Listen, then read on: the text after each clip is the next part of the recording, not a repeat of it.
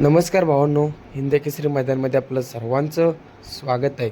तर भावांनो, आज आपला सर्वांचा लटका या बैलगाडीच्या शहर क्षेत्रातला देव रुस्तम व द्वादशम हिंद केसरी बकासूर आज प्रमुख उपस्थित म्हणून जाणार आहे मैदानामध्ये.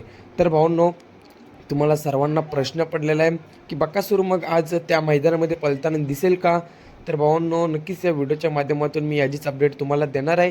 व्हिडिओ शेवटपर्यंत बघा आणि जर तुम्ही आपल्या चॅनलला नवीन असाल तर चॅनलला सबस्क्राईब करायला विसरू नका.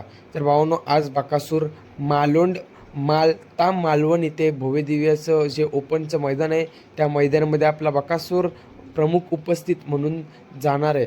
तर नक्कीच भावांनो, तुम्हाला सर्वांनाच प्रश्न पडलेला आहे की आज बकासूर पळणार आहे का त्या मैदानामध्ये? तर भावांनो, नाही, आज बकासूर आपला कुठेच पळताना दिसणार नाही. फक्त त्या मैदानामध्ये प्रमुख उपस्थित म्हणून जाणार आहे भावांनो आणि प्रमुख आकर्षण म्हणून जाणार आहे भावांनो. नक्कीच एक चांगला मैदान तिथे होणार आहे आणि आपला बकासूर तिथे जाणार आहे. तुम्हाला माहितीच आहे, आपला बकासूर देव आज मैदानामध्ये जाणारच आहे, परंतु पळणार नाही. आणि माझ्या माहितीनुसार बकासूर उद्या आपल्याला पळताना दिसेल.